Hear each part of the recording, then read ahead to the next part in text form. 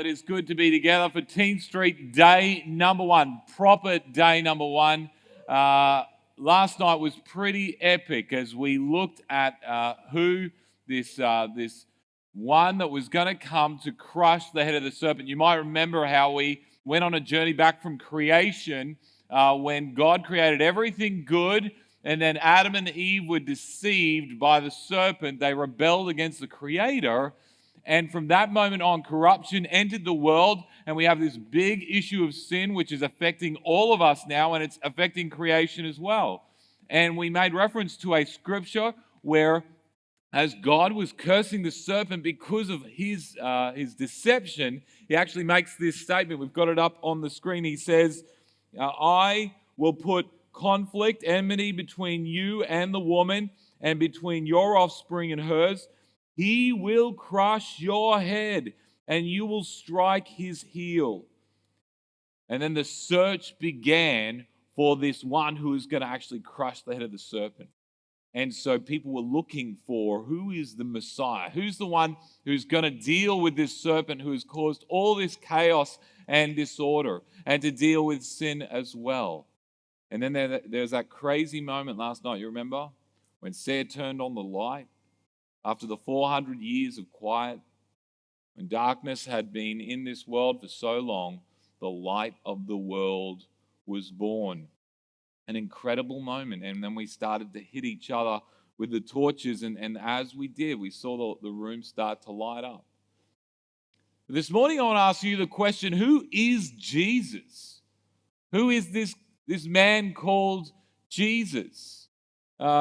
You might be here this week and you're not entirely sure who Jesus is. I was at an event that our church was putting on. It was a Christmas event and a Christmas production, and I was lining up and I was standing next to a primary school guy, and I was like, hey man, do you know who Jesus is? And after a few moments of just sitting there really pondering, he looked up at me and he said, is Jesus Santa? He wasn't being a smart aleck. He was being dead serious. He was confused as to who Jesus was. And maybe that's who you think Jesus is. Jesus is a made-up fairy tale character like Santa. Okay? Now, just for your information, by the way, if you still believe in Santa this morning, I'm going to burst your bubble, okay? If a guy called Santa is entering your house on Christmas Eve, call the police. It's actually a fat, creepy guy who likes warm milk. It's disgusting. And he's stealing your cookies as well. So maybe that for you...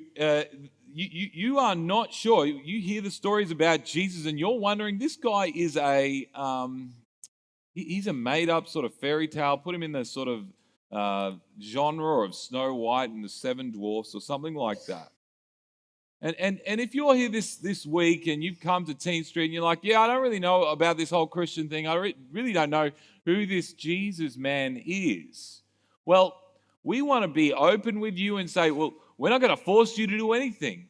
But what we would ask you to do is to come with an open mind and a willingness to listen to what we believe is from a book that is very powerful. It's called the Bible.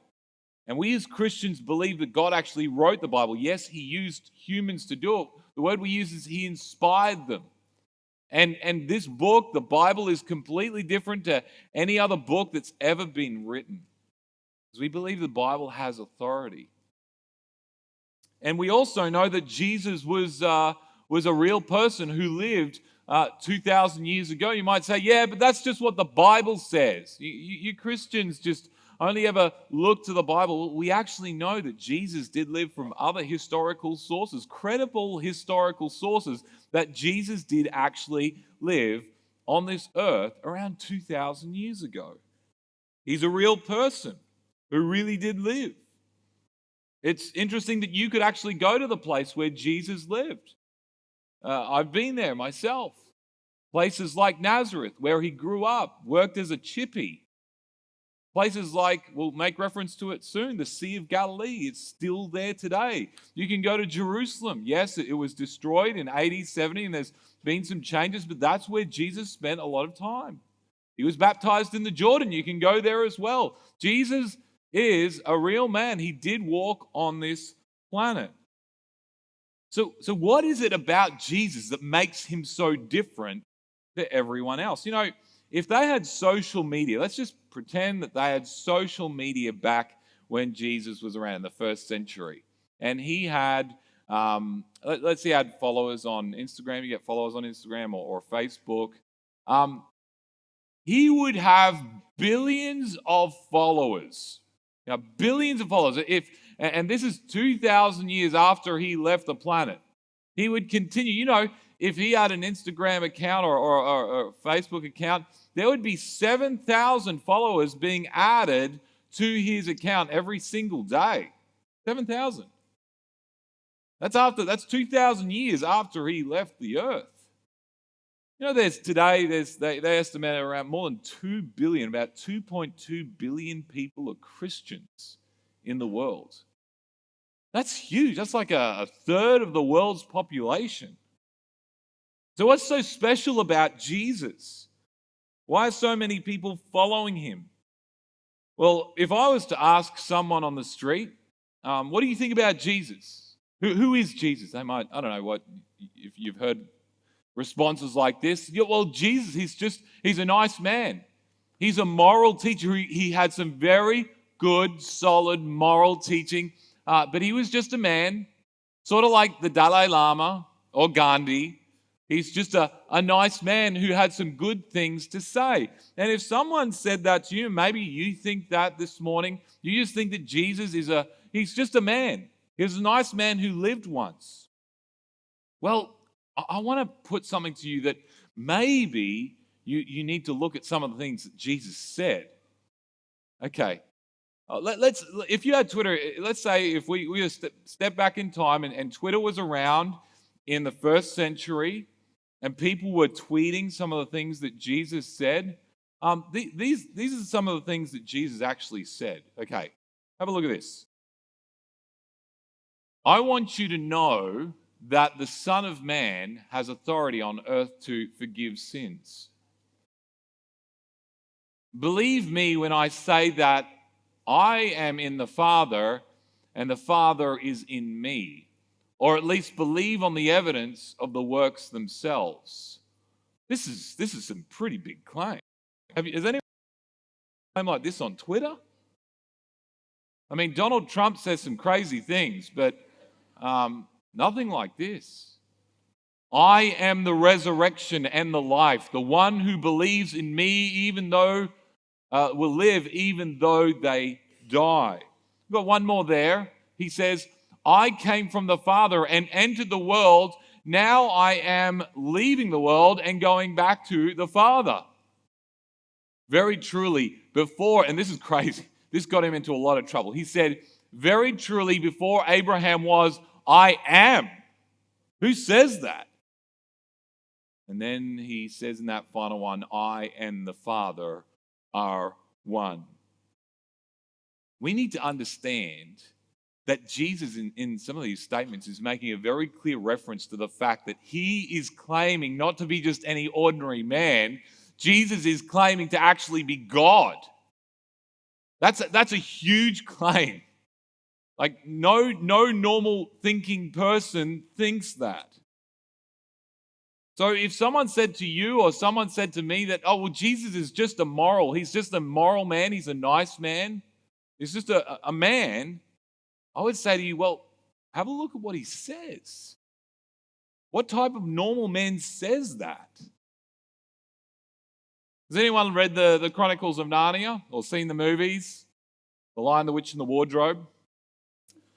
The guy who wrote those books and a number of other famous ones was a man called C.S. Lewis. He was actually an atheist for a number of years before he became a Christian. And he makes some very interesting points because he was getting frustrated after he became a Christian that people accepted Jesus as a nice moral teacher, but not his claim to be God, which is what we were just reading before.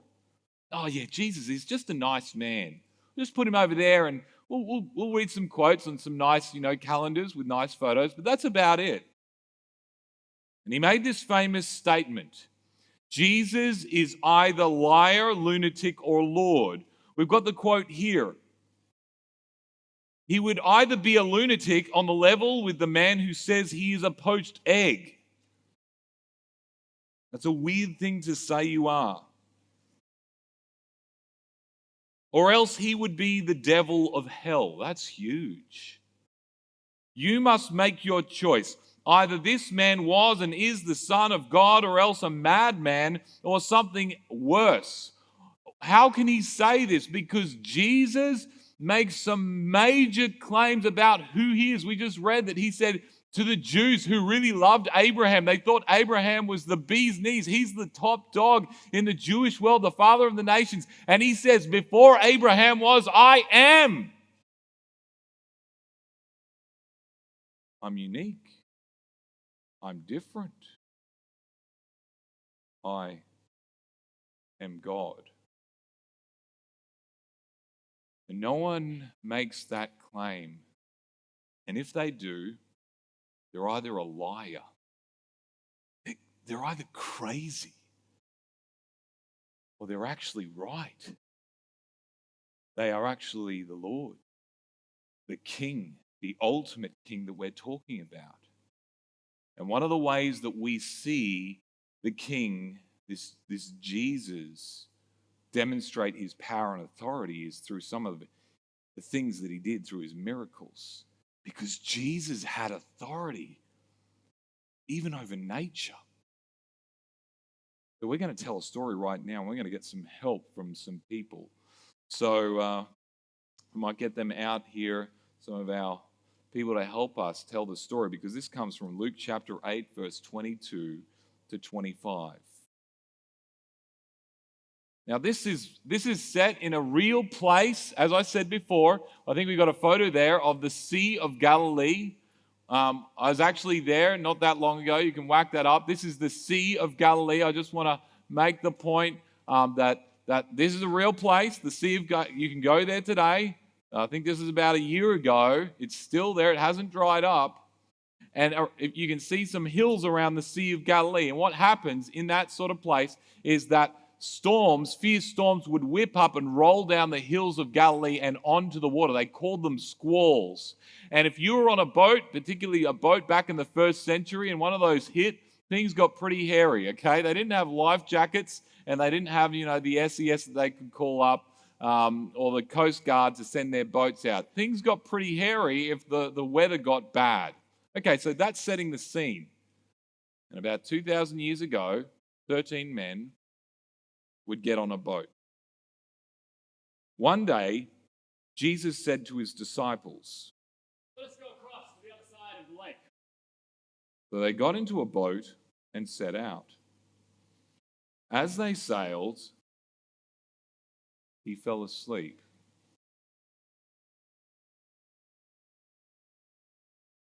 A squall came down on the lake so that the boat was being swamped, and they were in great danger. The disciples went.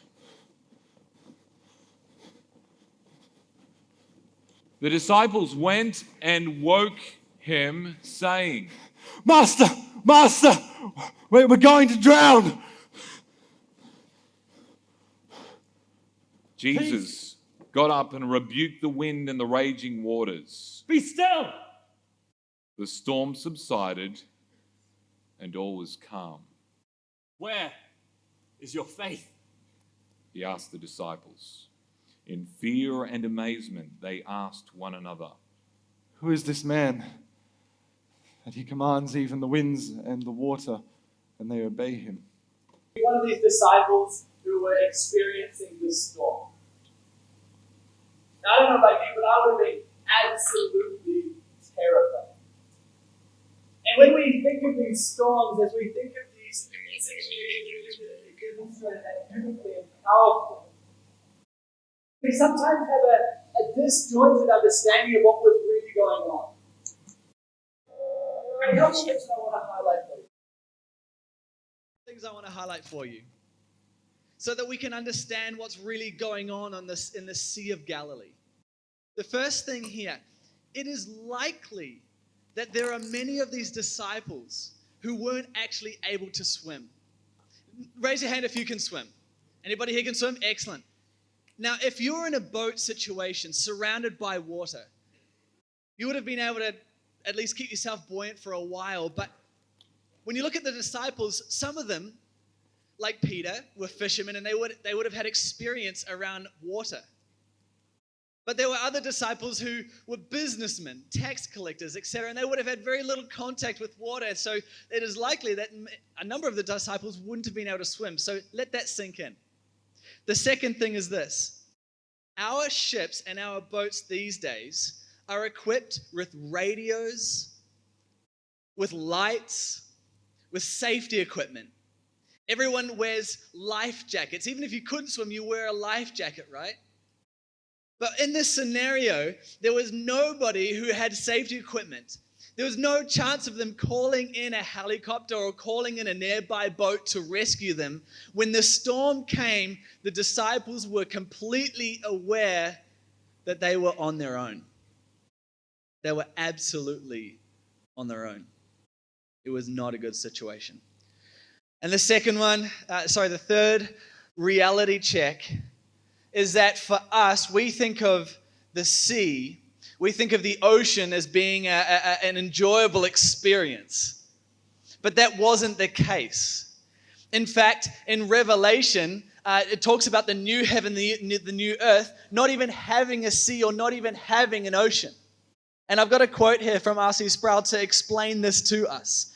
A hint of the quality of the new heaven and new earth is found in the somewhat cryptic words, Revelation 21:1, also there was no more sea. There was no more sea. For people who have a love for the seashore and all that it represents in terms of beauty and recreation, it may seem strange to contemplate a new earth without any sea. But to the ancient Jew, it was a very different matter. In Jewish literature, the sea was often used as a symbol for that which was ominous, sinister, and threatening. So, in summary, take these disciples, many of whom probably wouldn't have been able to swim, no safety equipment, no radios, no flares, no calling in helicopters. Put them in a little boat in the middle of a body of water, which they've inherited this idea that bodies of water are threatening and ominous.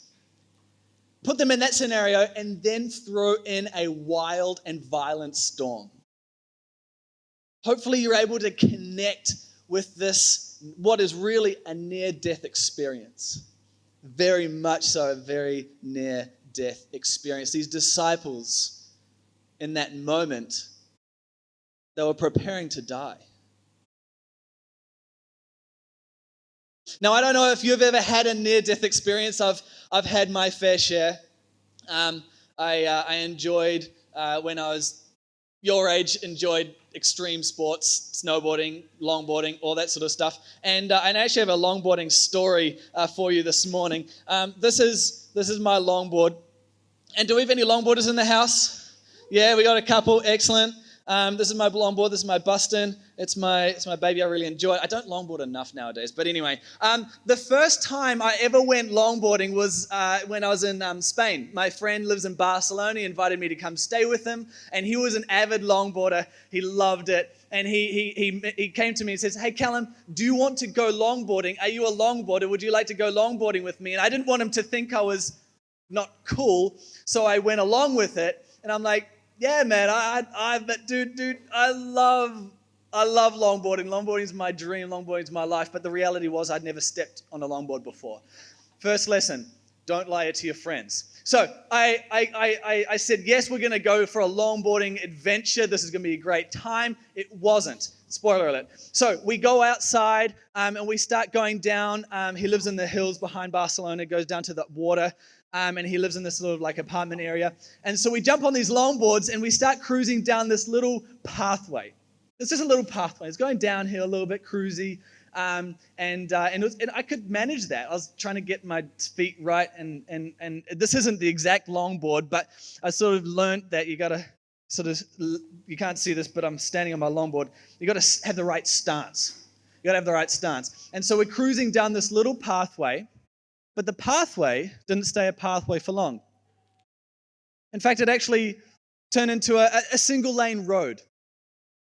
But it didn't stay a single lane road for very long either. It actually became a 2-lane road. And the 2-lane road didn't stay a 2-lane road for very long. In fact, it turned into a double-lane highway. And before I realized it was too late, I looked up and I had gained an incredible amount of speed. My friend was already ahead of me. And in front of me was a major intersection.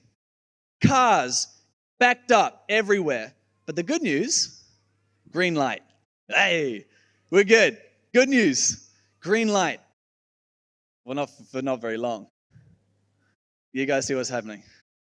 I was hurtling towards this intersection. I had a clear run, which was excellent. The light was green. It turned yellow, and I realized this is not good.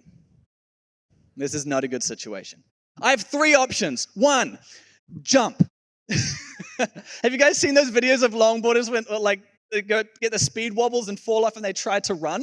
And their feet don't catch up with them and they land with their face? Yeah, that was option A. That was option 1. Do that, because I had that flash through my mind, because I've seen plenty of those videos. That was option 1, jump and run. Option 2 was there was a white van to my right, and it was facing that way. And so there was like the big back doors. And I was like, well, that's got a bit of crumple space. That's option 2. Option 1, run. Option 2, white van. Option 3, gun it. I didn't want to eat the ground and tarmac. I didn't want to eat van. I wanted to eat his dust. No, I wish I was that cool. I was like, ah! And so I gave it everything that I got. The light went from green to yellow or orange or whatever, and went from green to orange. As I entered the intersection, the light went from orange to red. I swear there was a car to my right with a little old lady watching this happening, revving. It's like, just waiting to get me. I don't think that was actually happening, but in my mind, that's what exactly happened. But I'm here. This is not an apparition. I'm actually here. I made it through the intersection, and even though the cars started to come, I screamed through, and I lived to tell the tale. And we actually went longboarding the next day. I don't know why I keep doing this, but it was a near-death experience. But the point that I want to come back to is that when it comes to these experiences, when it comes to these situations, these storms in life, we have a decision to make. We have a decision to make. Now look at Jesus. These disciples, chaos, freaking out.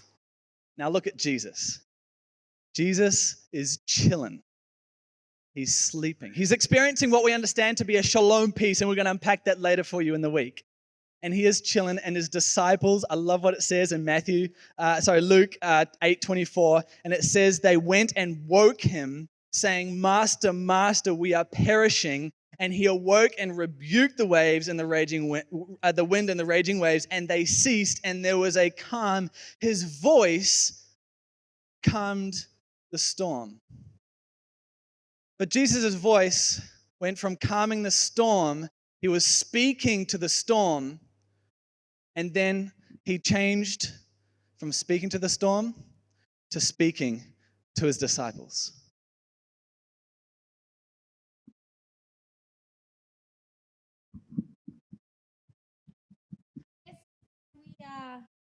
We are living in Queensland like most of us do. We are not unfamiliar with storms.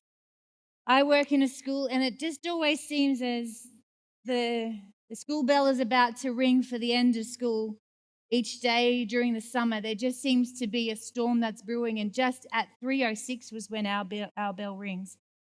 You hear a clap of thunder, and it just rains down. We are not unfamiliar with storms living in Queensland. We know a hailstorm. We know a cyclone. We know what it feels like. In fact, just a couple of years ago, there was a big, massive hailstorm-ish thing that kind of swept through Brisbane, where I live. And I found myself in one of those situations where I was in my car. And, you sort of see, I was fanging down the Bruce Highway going from North Lakes coming into like the Bald Hills area. And I saw cars kind of parked underneath the overpasses. And I'm like, oh, this is not good. They've heard something that I don't know because I don't listen to the radio. But I was like, but I'm not far from home. So I'm like, all right, just like put the pedal to the metal there and get your Corolla home safe. And so I rolled it through and I got into the Aspley area, and never before have I been so frustrated with red lights, because I'm like, dude, hailstorm's coming. And I could see other cars kind of panicking, and I was sort of looking to see if there was like a house that I could just pull into their carport and steal their shelter. There wasn't. I was going down, those of you who know the area, there's this road in Aspley that's the high school is on one side, and then it's just massive gum trees that pepper that whole length. And I'm looking at there, and by that time the hailstone started to hit my car, and I'm a little bit panicky right now because I'm freaking out. Never actually been in a car when the hailstones have hit. I've been at home, safe, looking at it from the window, but I've never been in my car driving. And then I'm looking up at the massive gum trees, and they are nicknamed widowmakers in Australia for a reason. They can kill people. So I'm like, nah, this is not good. So again, fanged it down Zilmere Road and kind of hurled the corner. And then I found a set of shops that had a bit of an awning type of thing. So I just launched myself on the gutter and I parked myself in the shops. But I was literally like, I was kind of in those moments where I was holding the steering wheel, and I was shaking, and I think I may have been screaming. I can't remember it that well, but I'm like, rah, rah. I was freaked out. I've never been in that situation before. And when you're in a car, when hailstones are hammering your roof, it's like those suckers are on like amplified. You just hear it, and it's just pounding. There wasn't any damage to the windscreen, but my car was damaged. And since then I've been listening to the radio. Yeah. So, but the thing is that not all of us will be in a situation like I am, or some of you might have experienced something similar. Not all of us are going to be actually in a physical storm where the hailstones are pummeling and the winds are raging. But Jesus did say we'll all face storms of life. The storms that come into our lives, storms. Life isn't easy. The storms of life are many and they are varied. It could be a cancer diagnosis. It could be a marriage breakdown. It could be a heartbreaking rejection. Someone you love leaves you. That's a hard storm. Someone you love hurts you. That's a storm. Someone you love disappoints you. When we are heading straight on into a storm of life, the details of those circumstances and the roller coaster of emotions that we experience can sometimes muddle our focus. Points of reference that once acted as a guide to kind of map out what's in front of us, they disappear amidst the wind and the waves. Our perception becomes unreliable, and we can often find ourselves unable to actually determine what is up and which way is down. It can leave us feeling out of control, extremely vulnerable, and completely overwhelmed. Is there any one of you here this morning like me who can relate to a storm of life? So when the realities of the storms of life become clear, when the gravity of the situations hits deep and it hits hard, if you're anything like me or like the disciples that were in the boat that day with Jesus, we can find ourselves believing that this is the end of me. You can actually be thinking that this is the end of me.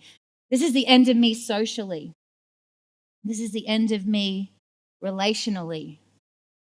This is the end of me mentally. This is the end of me spiritually. This is the end of me emotionally. This is the end of me physically. This is the end of me. One thing that I've learned from my own experience walking this life, and when the storms have hit, which they inevitably do, they absolutely reveal what is inside a person. They reveal the true nature of the person who is in the storm. And this is something that we'll have the opportunity to really sink our teeth into when we come back after morning tea for our next session here this morning. But to finish, I just want to leave you with a little thought.